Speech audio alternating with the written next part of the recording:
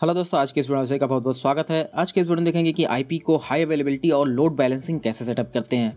इसके लिए हम जो सर्विस यूज़ करने जा रहे हैं उसका नाम है keep alive D. Keep alive D एक ऐसा फ्रेमवर्क है या कह सकते हैं कि ऐसा टूल है जो हाई अवेलेबिलिटी और लोड बैलेंसिंग दोनों के लिए है, जो कि हमें हेल्प करता है वर्चुअल राउटर रिडंडेंसी प्रोटोकॉल यानी कि VRRP को इम्प्लीमेंट करने में। अगर आप इस प्रोजेक्ट को चेकआउट करना चाहते हैं तो गिटहब के इस लिंक पे जा सकते हैं। यहाँ पे आकर के आप इस तरीके से इस प्रोजेक्ट को देख सकते हैं। यहाँ पे सारी डिटेल्स दी गई है। इस वीडियो में मैं बताऊंगा कि आप इसको किस तरीके से सेटअप कर सकते हैं, लैब इन्वायरमेंट में किस तरीके से सेटअप कर सकते हैं और इसका एक्चुअल इम्प्लीमेंटेशन क्या हो सकता है। तो चलिए सबसे पहले बात कर लेते हैं कि ये वर्क कैसे करता है।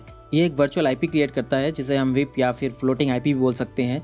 इसमें एक नोड जो होता है वो एज अ मास्टर एक्ट करता है और एक या एक से अधिक node as a backup act करते हैं, लेकिन जो रिक्वेस्ट है वो सिर्फ मास्टर की रिस्पॉन्स करता है। मास्टर के डाउन होने के केस में ही जो बैकअप सर्वर्स होते हैं वो रिस्पॉन्स देते हैं। तो ये एक्चुअली कैसे वर्क करता है, जब हमारी रिक्वेस्ट आती है क्लाइंट से तो वो एक्चुअली आती है हमारी वेब को, वेब से रिक्वेस्ट जाती है मास्टर को। क्लाइंट जब भी एक्सेस करेगा तो 200 आईपी को एक्सेस करेगा, ना कि ये 110 को या 120 को। क्लाइंट को हमेशा यही आईपी पता होगी 200 वाली, और जब भी ये एक्सेस करेगा तो अगर हमारा मास्टर एक्टिव है तो हमारा रिक्वेस्ट जो है वो मास्टर को चला जाएगा। इन केस अगर हमारा मास्टर डाउन होता है तो ये रिक्वेस्ट यहाँ से कट जाएगा और अब रिक्वेस्ट जो जाएगी वो हमारा जाएगा बैकअप को, और ये जो बैकअप है हमारा, अब ये बैकअप ना रह करके ये हमारा बन जाएगा नया मास्टर। तो इस तरीके से जो हमारा बैकअप सर्वर था वो रिक्वेस्ट को रिस्पॉन्स करने लगेगा और यूजर को किसी भी तरीके का कोई भी डाउन टाइम देखने को नहीं मिलेगा। तो इस तरीके से जो कीप अलाइव डी है ये as a high availability work करता है। अगर बात करें लोड बैलेंसिंग की तो इस केस में क्या है कि हमारे पास मल्टीपल सर्वर्स हैं यहाँ पे, और हमारे पास हमारा मास्टर और जो बैकअप है वो VRRP सर्वर है। इसके अलावा हमारे पास वेब है, जो रिक्वेस्ट आएगी वो हमारे वेब पे आएगी। वेब के थ्रू अगर हमारा मास्टर एक्टिव है तो मास्टर पे रिक्वेस्ट जाएगा। उसके बाद इस केस में इन दोनों में से किसी एक सर्वर पे रिक्वेस्ट जाएगी। लाइक अगर बैकग्राउंड में ये सेटअप है, इन केस हमारा लेट से हमारा अगर मास्टर भी डाउन हो जाता है या फिर हमारा कोई सर्वर भी डाउन हो जाता है तो ये जो रिक्वेस्ट आएगी हमारा इसको आ जाएगी, यहाँ पे रिक्वेस्ट नहीं जाएगा। उसके बाद यहाँ बैकएंड में यहाँ से डेटा सर्व होने लगेगा। तो इस तरीके से हम देख सकते हैं कि मतलब इसको एज अ हाई अवेलेबिलिटी और लोड बैलेंसिंग दोनों ही सेटअप कर सकते हैं। ये वाला सेटअप तो फिलहाल हम लोग नहीं करने वाले हैं, हम लोग सिर्फ इसको as a high availability mode में ही करेंगे, लेकिन अगर आप इसको चाहते हैं तो इसको कर सकते हैं। आगे किसी वीडियो में बताऊंगा किस तरीके से ये लोड बैलेंसिंग वाला सेटअप करते हैं, लाइक एक सर्वर से मल्टीपल सर्वर्स पे रिक्वेस्ट किस तरीके से सेंड करते हैं। तो चलिए अब इसको देखते हैं एक्शन में, इसको करके देखते हैं कि किस तरीके से इसको सेटअप करते हैं। इससे पहले कि मैं सेटअप स्टार्ट करूं, मैं यहाँ पे कुछ चीज़ें बता दूं। मैं लैब सेटअप बता दूं आपको कि मैंने लैब सेटअप कैसे किया हुआ है। इन केस अगर आप अपने सिस्टम पे ट्राई करना चाहते हैं तो वो कैसे कर सकते हैं, क्योंकि इसको सेटअप करने के लिए आपको एटलीस्ट दो मशीन्स की ज़रूरत पड़ेगी, जिससे कि आप ट्रैफिक्स को लोड बैलेंस करके देख सकें हाई अवेलेबिलिटी मोड में। लेकिन अगर आपके पास दो मशीन नहीं है तो किस तरीके से आप सिंगल लैपटॉप के जरिए भी इसको सेटअप करके टेस्ट कर सकते हैं। तो मैंने क्या किया हुआ है, मैंने वैग्रेंट के थ्रू दो वर्चुअल बॉक्स सेटअप कर रखे हैं। जैसा कि अगर आप यहाँ देखेंगे मैंने यहाँ दो वैग्रेंट फाइल क्रिएट किए हुए हैं, बैकअप और मास्टर करके हैं। तो अगर आपको वैग्रेंट के बारे में नहीं पता है कि कैसे सेटअप करते हैं तो आपको टेंशन लेने की ज़रूरत नहीं है। ये सारे फाइल्स मैं गिटहब पे अपलोड कर दूंगा, उसका लिंक नीचे वीडियो डिस्क्रिप्शन में दे दूंगा। और वैग्रेंट में किस तरीके से आप मशीन्स वगैरह सेटअप करते हैं, किस तरीके से अपना वर्किंग या डेवलपमेंट इन्वायरमेंट सेटअप करते हैं, इसके लिए मैं एक वीडियो जल्दी लाने वाला हूँ। अगर आपने चैनल को सब्सक्राइब नहीं किया है जरूर सब्सक्राइब कर लें और बेल आइकन को दबाकर नोटिफिकेशन भी एक्टिवेट कर लें। तो चलिए बात करते हैं इस वैग्रेंट फाइल की।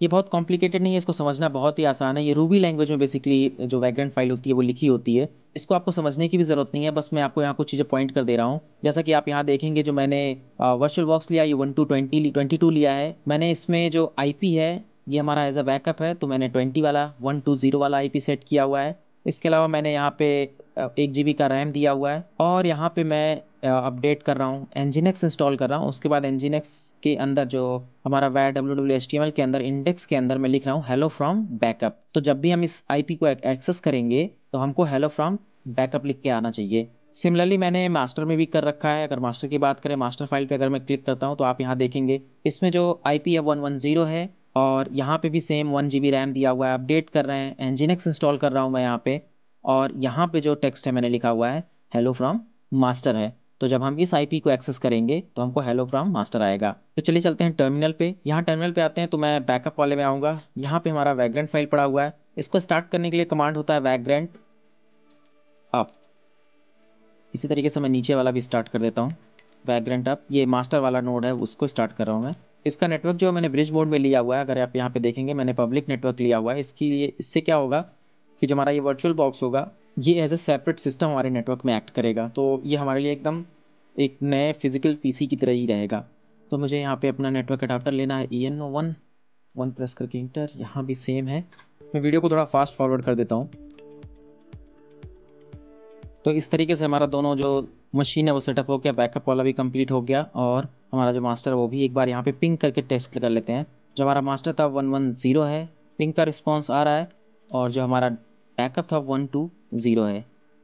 तो आप देखेंगे यहाँ पे बैकअप का भी रिस्पॉन्स आ रहा है।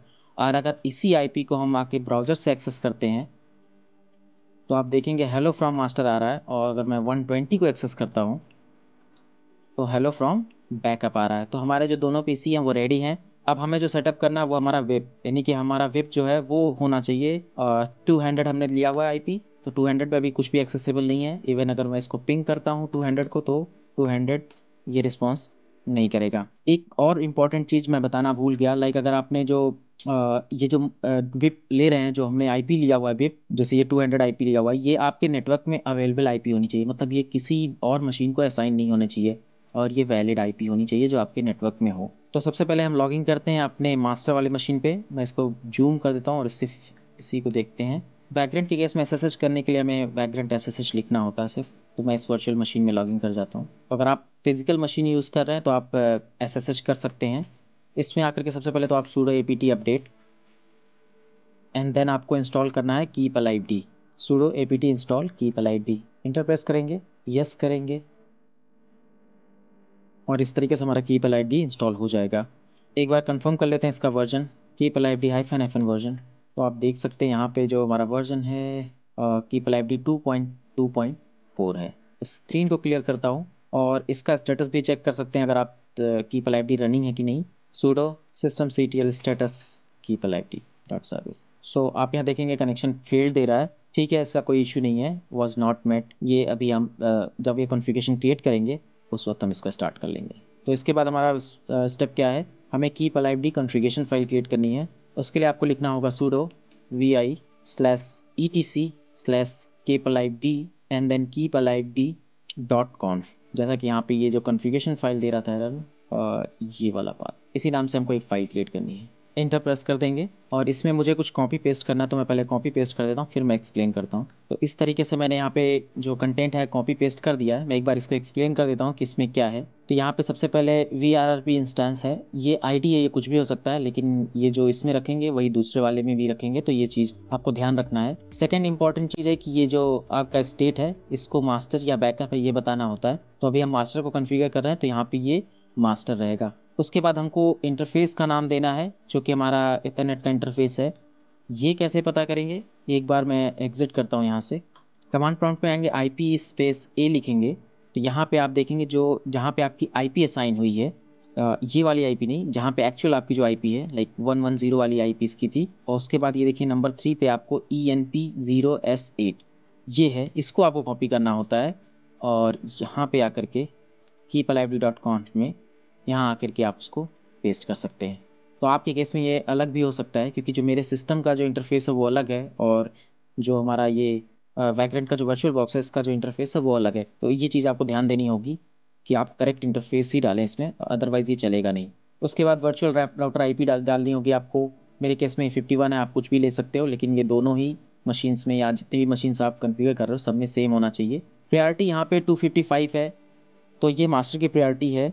अगर आप नोड कॉन्फ़िगर कर रहे हैं तो ध्यान रहे कि ये नोड का जो प्रायोरिटी वैल्यू है वो मास्टर से कम ही रहे। एडवर्टेंट 1 है, ये इसकी डिफ़ॉल्ट वैल्यू होती है, तो आप इसको 1 रख सकते हैं। इसके अलावा इसमें कुछ और कॉन्फ़िगरेशंस होते हैं, आप उसको चाहें तो जो इसकी ऑफिशियल साइट है वहाँ से जाकर के आप बाकी कॉन्फ़िगरेशंस देख सकते हैं। इसके बाद यहाँ पे एक इंपॉर्टेंट चीज़ है ऑथेंटिकेशन। यहाँ पे ऑथेंटिकेशन टाइप हम पास कर रहे हैं पासवर्ड, यानी कि पास, और उसके बाद क्या पासवर्ड होगा। तो हमारे केस में हमने बहुत ही सिंपल सा पासवर्ड लिया 1 2 3 4 5 6 7 8। एक चीज़ ध्यान देना है, ये सिर्फ 8 कैरेक्टर का ही हो सकता है। अगर आपने 9 कैरेक्टर का ले लिया तो 9th कैरेक्टर जो होगा वो ट्रंकेट हो जाएगा, तो इसीलिए आपको मैक्सिमम 8 कैरेक्टर का पासवर्ड यहाँ चूज़ करना है। और दूसरा चीज़ ये आपको ध्यान देना है कि जो पासवर्ड आप यहाँ लेंगे वही पासवर्ड आपको नोड में भी सेटअप करना है। उसके बाद मोस्ट इंपॉर्टेंट थिंग आपका है कि वर्चुअल IP का जो एड्रेस है वो सेट करना है।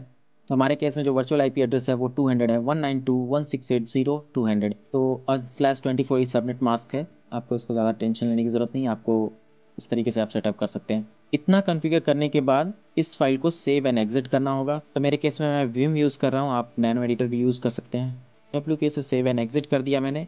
स्क्रीन को क्लियर कर देता हूँ थोड़ा। अब यहाँ पे मुझे लिखना होगा sudo systemctl enable -- now and then keepalive.service। Enter press कर देंगे, ये हमारा इनेबल हो गया। अब आकर के हम इसका स्टेटस चेक करते हैं, sudo systemctl status keepalive.service।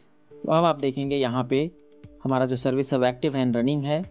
हमारी जो कॉन्फ़िगरेशन फाइल आप यहाँ देख सकते हैं। तो इसको वेरीफाई कैसे करें कि ये रनिंग है। एग्जिट करते हैं, इसको थोड़ा छोटा करते हैं। यहाँ आकर के हम 200 को पिंग करते हैं तो आप देखेंगे 200 जो है वो रिस्पॉन्स कर रहा है। अब हमें क्या करना है, हमें आकर के ये बैकअप वाला सेटअप करना है। तो इसमें भी जाते हैं वैग्रेंट SSH, इसको जूम कर लेते हैं। यहाँ भी सेम हमको वर्क करना है, sudo apt अपडेट, उसके बाद sudo apt install keepalive। Again हमें फाइल क्रिएट करना है, configuration file sudo vi/etc/keepalive.conf। Inter press करेंगे, ये हमेशा ब्लैंक फाइल ही आएगी क्योंकि ये फाइल एग्जिस्ट नहीं करती है। अब मैं यहाँ पे फिर से पेस्ट करता हूँ सेम कंटेंट, लेकिन अभी यहाँ पे आप अगर ध्यान देंगे तो जो हमारा ये वाला आईडी है वो तो सेम है, लेकिन यहाँ पे हमारा स्टेट जो है ये बैकअप है। हमारा इंटरफेस हमको वापस से IP-A करके कमांड से निकालना होगा। ये आईडी सेम होनी चाहिए। प्रायोरिटी हमने थोड़ी सी कम कर दी है, वहाँ पे 255 था, हमने यहाँ पे 254 ले लिया। और भी कम कर सकते हैं, डजेंट मैटर, बाकी सारी चीज़ें वही हैं। ऑथेंटिकेशन भी हमने सेम रखा है, 1 2 3 4 5 6 7 8 पासवर्ड रखा हुआ है। और विप भी हमारे केस में सेम रहेगा, 200 ही लेना है।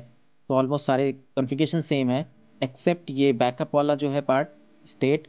एंड सेकेंड थिंग, अगर इस इंटरफेस अलग है तो इंटरफेस को यहाँ पे चेंज करना होगा, बाकी जो कॉन्फ़िगरेशन होंगे वो सेम रहेंगे। इतना हो जाएगा तो इसको सेव एंड एग्जिट कर देंगे और वापस से हमको करना होगा इसको enable, sudo systemctl enable -- keepalive.service। Inter press करेंगे और ये हमारी जो सर्विस स्टार्ट हो गई, इसको एक बार वेरीफाई कर लेते हैं, sudo systemctl status keepalive.service। Inter press करेंगे तो हमारे केस में ये इनएक्टिव एंड डेड दिखा रहा है। एक बार इसको हम कंफर्म कर लेते हैं कि हमारा जो इंटरफेस है वो सही है कि नहीं। IP/A 120 है, ENP0S8 है, ENP0S8 बैकअप। तो हमारा इंटरफेस जो था वो थोड़ा सा गड़बड़ था, हमने फिक्स कर दिया इंटरफेस को। अभी जो हमारा इंटरफेस है वो हमने यहाँ पे करेक्ट डाल दिया, ENP0S8। तो अब देखेंगे स्टेटस जो इसका आ रहा है वो एक्टिव एंड रनिंग है। इसको वेरीफाई कर लेते हैं एक बार हम। देखिए इसको तो अगर हम पिंग करेंगे 200 तो हमेशा हमारा 200 ही रिस्पॉन्स करेगा।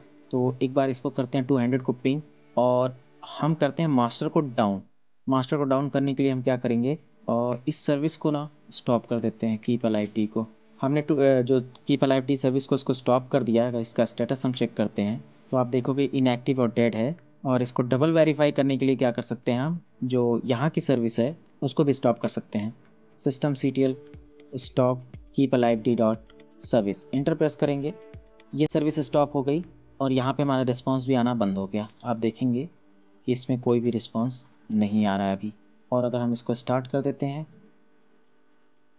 तो वापस से जो हमारा 200 पे रिस्पांस है वो आने लगा। और एक बार इसको भी स्टार्ट कर देते हैं। अभी हमारे केस में दोनों ही रन कर रहे हैं, बैकअप और मास्टर। तो अगर आप बैकअप को स्टॉप कर देते हैं तो भी हमारा सर्वर का रिस्पांस 200 पे आ रहा है प्रॉपर तरीके से। तो इससे आप देख सकते हैं कि ये प्रॉपरली वर्क कर रहा है। अभी हमने दोनों को स्टार्ट कर दिया है। और एक बार चलते हैं हम अपने ब्राउज़र पे और चेक करते हैं कि अभी हमारा जो वेबसाइट है वो क्या रन कर रहा है। यहाँ पे आएंगे, इस IP एड्रेस को एक्सेस करेंगे, ट्राई अगेन, सॉरी यहाँ पे नॉट HTTPS, HTTP। आप यहाँ देखेंगे हेलो फ्रॉम मास्टर आ रहा है, इसको रिफ़्रेश करेंगे, हेलो फ्रॉम मास्टर ही आ रहा है हमेशा। यहाँ चलते हैं, मास्टर को स्टॉप कर देते हैं, मास्टर हमारा स्टॉप हो गया है, रिस्पांस अभी भी हमारा आ रहा है। और यहाँ आके रिफ़्रेश करते हैं, आप देख सकते हैं हेलो फ्रॉम बैकअप आ गया। और वापस से आकर के मास्टर को स्टार्ट कर देते हैं हम। यहाँ आते हैं, इसको रिफ़्रेश करते हैं तो आप देखेंगे कि मास्टर वापस से आ गया। इस तरीके से आप देख सकते हैं कि keepalive को सेटअप करना कितना ही आसान है। तो अगर इस वीडियो से रिलेटेड आपका कोई क्वेश्चन है तो नीचे कमेंट सेक्शन में मेरे से पूछ सकते हैं। आई होप कि आपको ये वीडियो पसंद आया होगा। अगर आपको ये वीडियो पसंद आया तो प्लीज़ इस वीडियो को लाइक कीजिए, शेयर कीजिए। और अगर आपने अभी तक हमारा चैनल सब्सक्राइब नहीं किया है तो रेड कलर के इस बटन को दबाकर हमारा चैनल सब्सक्राइब करें और घंटे के इस आइकन को दबाकर नोटिफिकेशन एक्टिवेट करें। धन्यवाद।